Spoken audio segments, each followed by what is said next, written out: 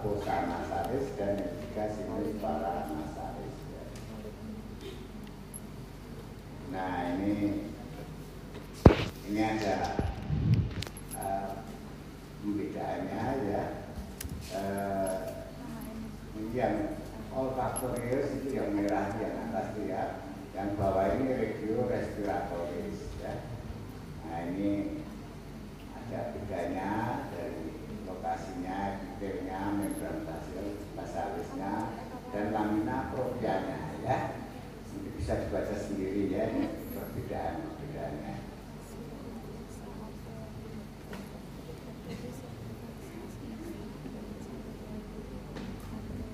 Nah ini yang olfaktoris ya. Olfaktoris ini isinya sel-sel saraf ya. Di sini pun isinya banyak sekali sel saraf ya. Kemudian disangkal oleh sel-sel kolumer ya, penyangga ya. Kemudian ada membran sel basal dan melenggar olfaktoris ya. Ini sekedar diketahui aja ya. Nah kemudian ini yang respiratory, ini yang perlu diperhatikan. Di sini ada epitel pseudokompleks kolumer bersedia ya. Kemudian ada sel-sel seperti tadi ya. Kemudian ada membran basal, kelenjar seros, kelenjar mukosa. Kemudian juga ada arteri venanya ya. Sini. Nah ini model silianya seperti ini ya. Ini pada respiratory. Nanti akan lebih jelas lagi kalau pas praktikum ya. Pas praktikum. Nah ini sinus paranasalis ya. Yang penting itu epitelnya pseudokompleks kolumer bersedia ya. Sama ada sel-selnya tapi sedikit ada sinus paranasalis.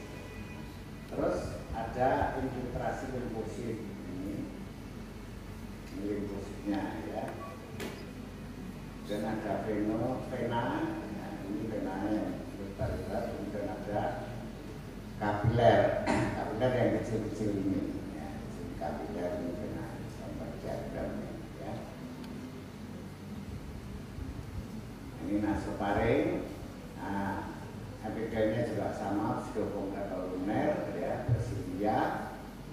Dan pada nasofaring yang mungkin banyak sekali ada jaringan limfoid. Ini yang dulu itu banyak ini jaringan limfoidnya ya, yang khas pada nasofaring. Ini ya, laring. Nah laring ini yang penting ini ada kartilagonya ya. Di sini ada 3 kartilago yang penting, kartilago yari ya. Nah, ini jenisnya adalah kartilago spiroid, cricoid ya, dan arytenoid ya. Ini yang masuk kartilago yari. Jadi jenisnya pada laring itu ada ini kartilago ya, nanti bisa dilihat ini kartilago lebarnya. Yang penting ini kalau yang spiroid, cricoid dan arytenoid ini kartilagonya yari ya. Kalau yang epidotes, cuneiform, corniculata dan bagian arytenoid ini ujungnya apa kartilagonya adalah elastis ya. Jadi yang penting pada laring itu ada 2 jenis kartilago hyarin dan elastis.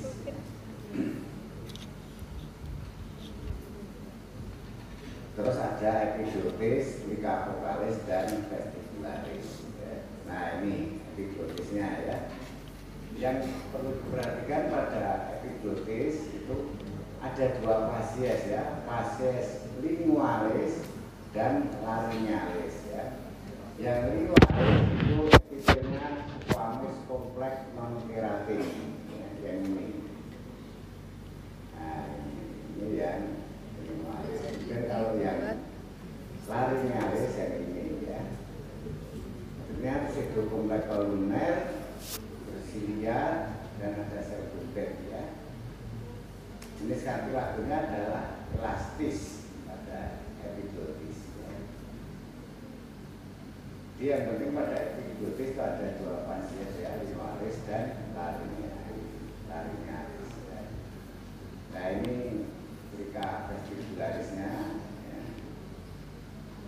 Kalau digambar secara histologis gambarnya seperti ini ya. Nanti akan dijelaskan dengan rekan asisten di praktikum ya. Ada ketika vestibularis yang ini ya, ini ketika vestibularis, kemudian ketika vokalis yang ini untuk suara ya, vokal ya. Kemudian di tengahnya itu ada ventrikel kelas sempit ini, ventrikel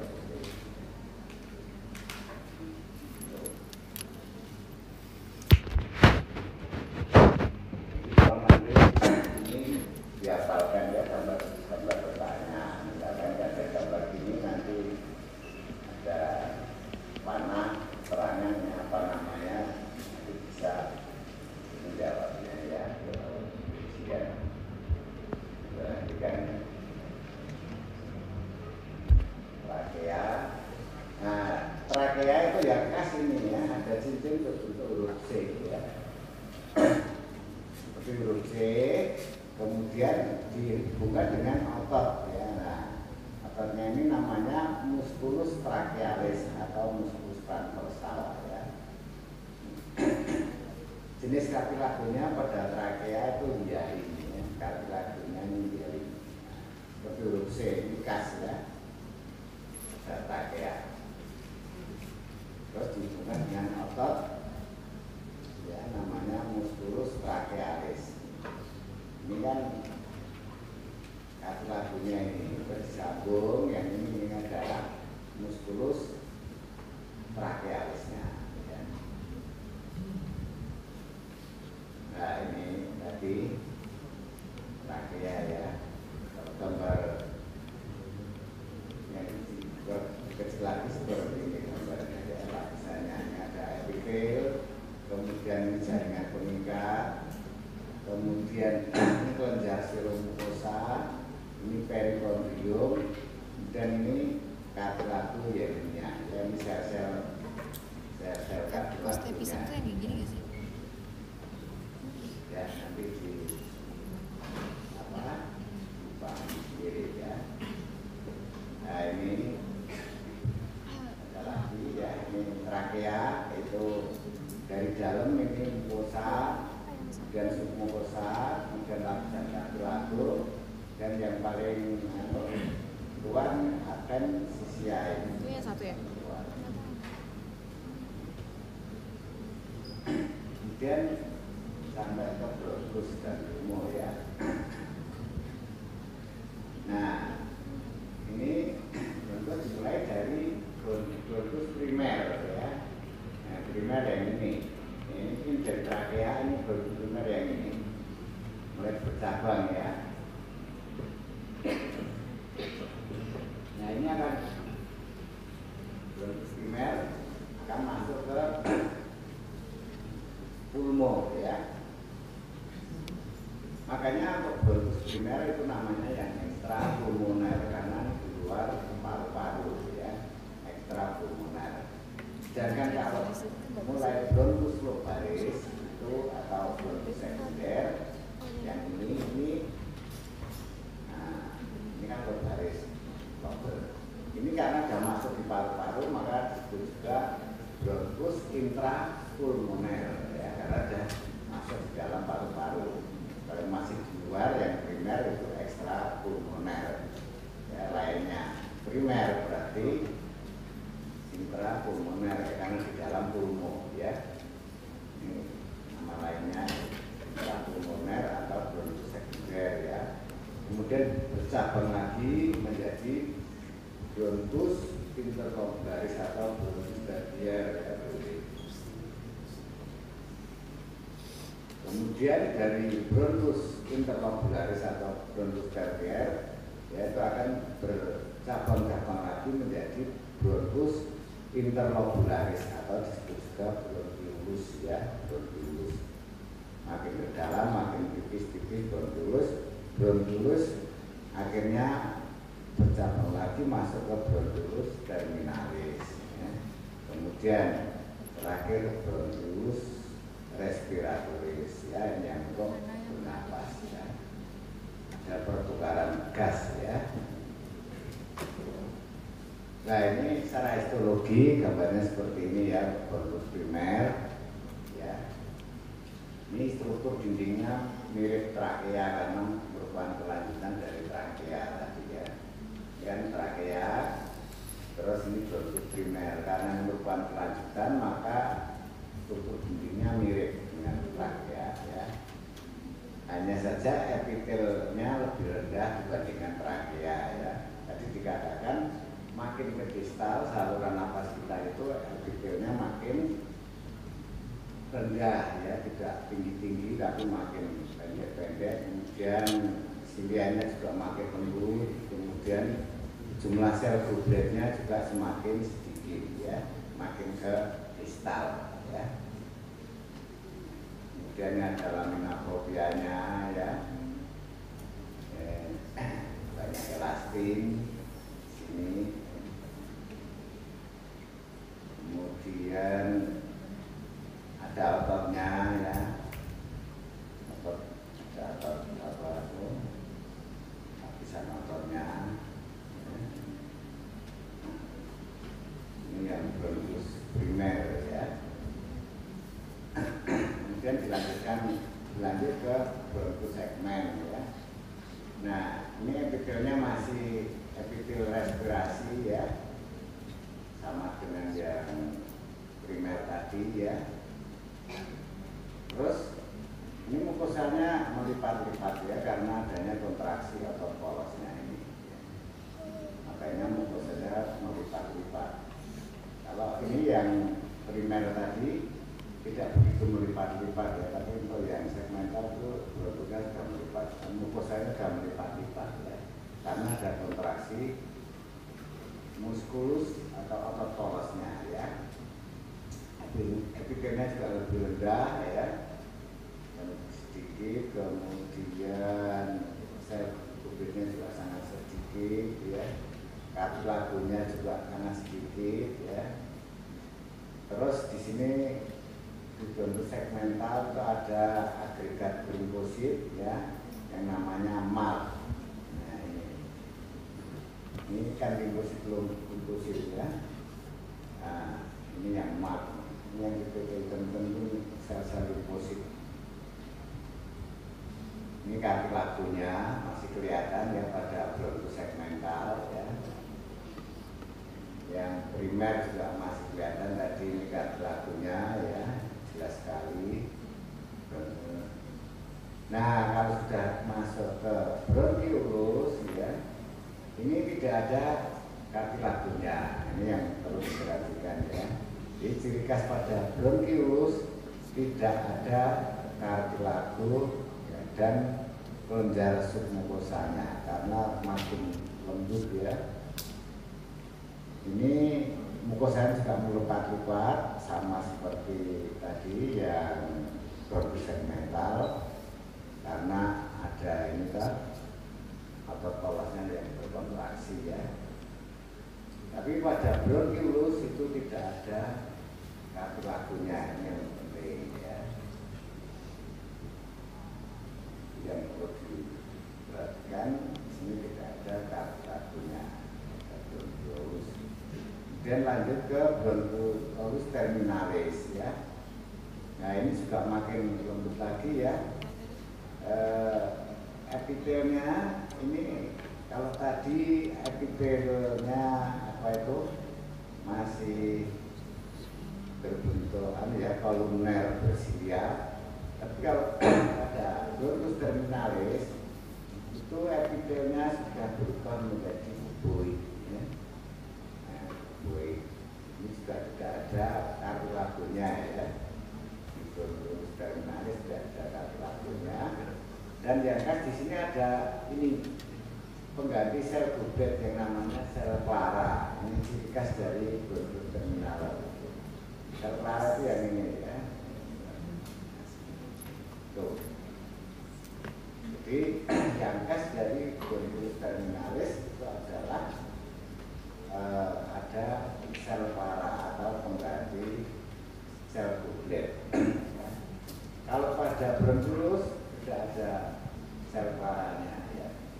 Jadi tolong diperhatikan ciri khas itu ya. Untuk bronkulus itu tidak ada kardioplakus, tidak ada sel kubletnya masih ada tapi sedikit kalau pada bronkulus ya. Tapi kalau pada bronkulus terminalis itu sel kubletnya digantikan dengan sel parah ya. Kemudian epitelnya juga sudah berubah menjadi kuboid, tidak kolumner lagi ya. Itu. Nah, ini sel parah itu fungsinya ya untuk mensekresi surfaktan ya, sehingga dapat untuk mencegah terjadinya pola pada bronkiolus ya. Itu fungsi dari sel parah ya. Juga memproduksi enzim, kemudian sebagai komponen sekretori dari IgA ya, dan sebagainya ya. Ini sel parah, misalnya yang bulat-bulat ini sel parah. Ini sebetulnya perubahan itu dari sel kublet ya. Nah, ini bronkulus respiratoris. Ini mirip dengan bronkulus terminal ya, masih ada autokolonnya tapi tipis sekali dan sel epitelnya kuboid ya. Kemudian ada alveoli tempat kantong-kantong udara ya pada dindingnya. Ini bronkulus respiratoris ya. Nah, ini yang A ini alveolus ya, ini alveolus. AD ini ductus alveolar ya. Yang AR ini adalah ring atau cincin dari alveoli ya. Cincinnya bisa dilihat lagi. Nah, ini ductus alveolaris ya.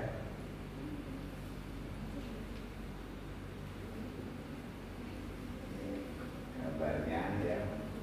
Nanti kalau praktikum terutama diperhatikan ya, biasanya sering keluar kalau para praktikum ya, kakak-kakak apa asisten ya.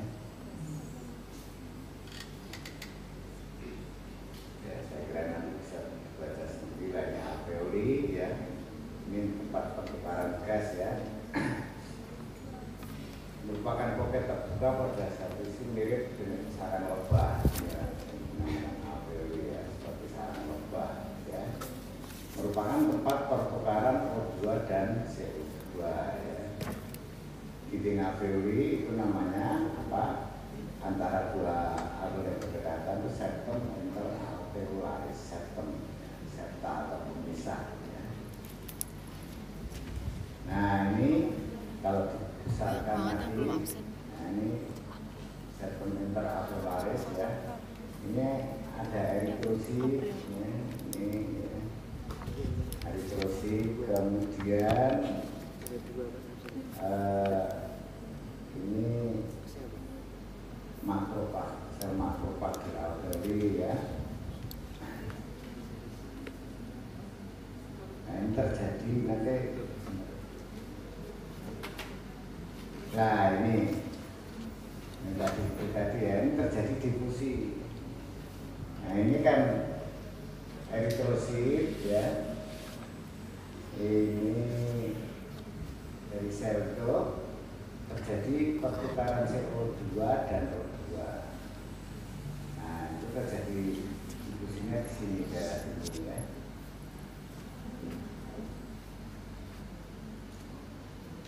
Di membran respiratori atau barier udara-udaranya.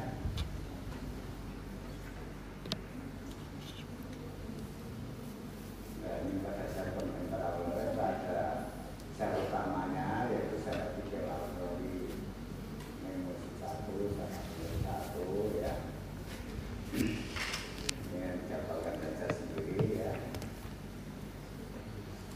Nah, ini sel epitel alveoli ya. Dan yang penting lagi ini proses difusinya itu loh ya, terjadinya di membran respiratori ini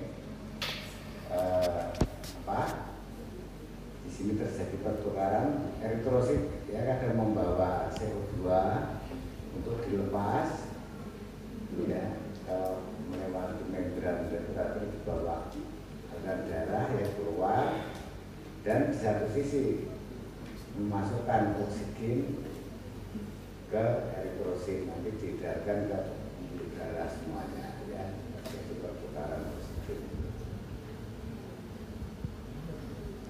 Yang terakhir ada pleura ya, di sini ada membran pleura ya, dan yang penting pada pleura ini ada ini sel yang bentuknya ini squamous simplex, namanya sel mesotelial squamous simplex atau M ya.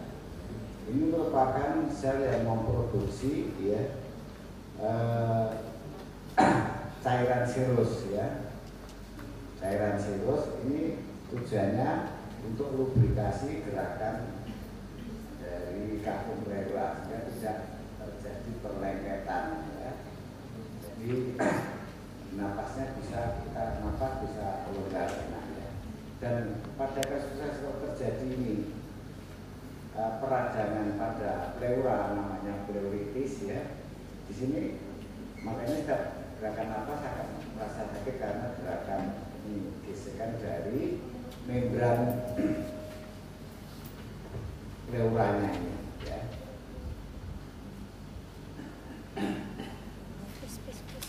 Kalau terjadi peradangan pada ini pleura, maka fungsi dari ini sel M ini atau mesotelial squamous simplexnya ini akan terganggu ya. Karena terganggu maka produksi cairan serusnya yang menjadi pelumas atau lubrikan di kapung atau rongga pleura ini akan berkurang, maka nanti kalau untuk bernapas akan merasa sakit ya, karena terjadi gesekan tanpa adanya pelumas dari sel M ini ya. Ya. Kalau ini sudah diketahui aja ya, dalam tipe 1, 2. Jadi yang perlu diketahui yang tadi ya, tempat terjadinya pertukaran darah itu pada membran respiratori ya. Kemudian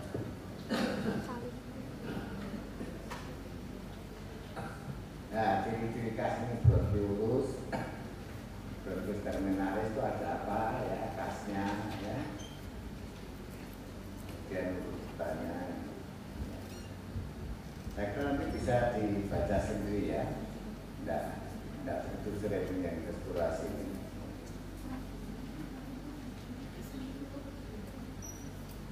Nanti ujiannya tidak sampai yang kecil-kecil yang ini enggak ya,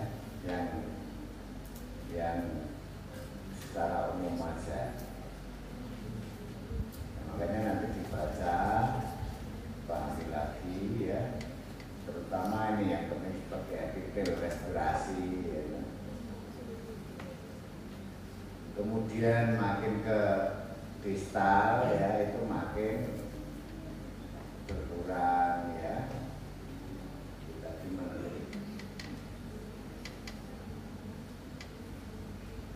Nah ini makin ke distal ya, jadi makin masuk ke dalam pulmo ya, itu epitelnya semakin rendah ya, tadinya tinggi-tinggi mungkin dari nanti jadi separuhnya atau sepertiganya makin rendah, dan sel bubreknya juga semakin sedikit ya, malah kadang-kadang tadi di bronkiolus terminalis tadi ada diganti menjadi sel pleura ya.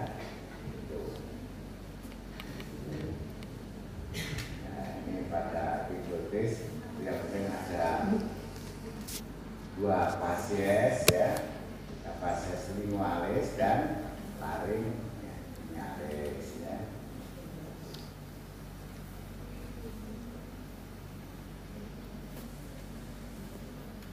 kira nanti bisa dibaca sendiri ya, dipahami.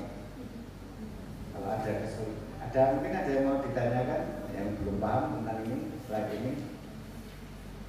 Ini banyak anatominya ya, kira bisa dibaca sendiri, dia pahami.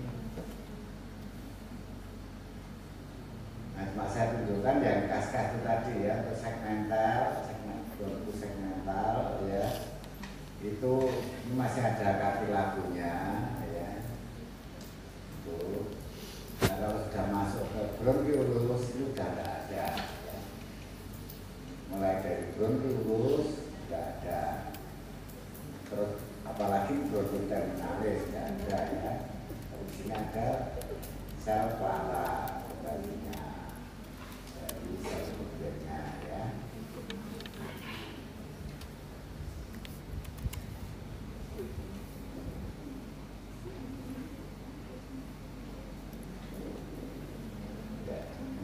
Untuk respirasi kira tidak banyak, cuma. Nah, yang penting lagi ini pada laring, ingat-ingat ya. Ini ada dua jenis kartilago ya, hyarin dan elastis. Ya. Yang hyarin itu tiroid, krikoid, dan arytenoid. Ya. Nah, lainnya itu berarti elastis. Ya.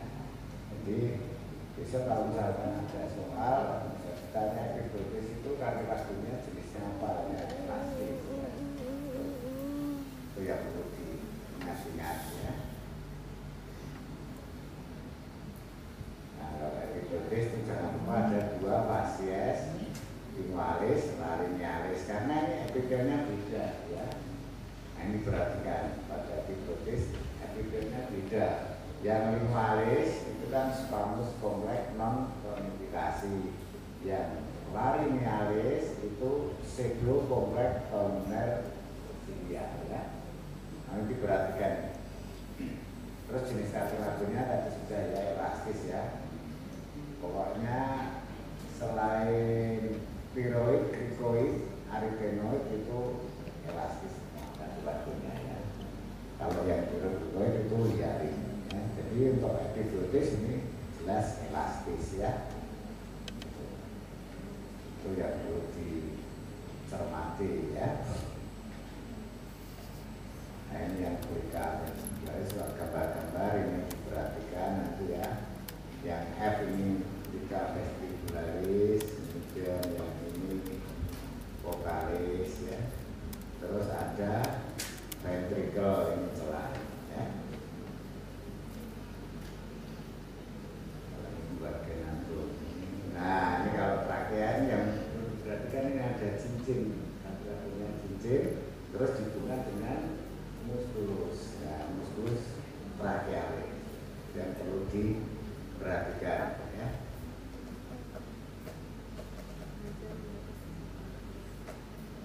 Dan regulernya boleh dipahami ya. Ini ada detail, kemudian jaringan kemikal, sumber dosa, seikonium. Nah, itu aja yang penting ya. Nah, ini nanti dasarnya ya. Ingat-ingat pokoknya nanti kalau misalkan ada bahan soal pada bronkiolus kita masih bisa menemukan kartilago ya, salah ya. Jadi untuk bronkiolus sudah tidak ada kartilago ya. Ciri khasnya itu. Kalau bronkiolus segmental masih ada kartilagonya sedikit tapi bentuknya irregular, tidak teratur. Ini kan di sini kartilago, di sini tidak ada ya. Kalau yang sebelumnya ini bronkiolus primer kan teratur ini kartilago ini. Ya. Apalagi trakea ya. Bentuk C, trakea lanjut ke ini. Bronkiolus primer ini kartilagonya jelas sekali. Kalau segmental itu hanya sebagian ada, sebagian tidak ya, irregular. Kemudian bronkiolus tidak ada kartilagonya ya. Terminalis juga tidak ada ya. Apalagi bronkiolus Voice file. tidak Itu yang mana? ada hanya tokoh dan sel itu. Oh. Apa tadi? Ini ada nih. Ada. Ya saya kira cukup sekian, mungkin ada yang mau Seperti hati kuliah. ini. Seperti apa? Kalau sudah saya kira cukup sekian ya dari saya ya. Bisa waktunya untuk belajar. Sarjana.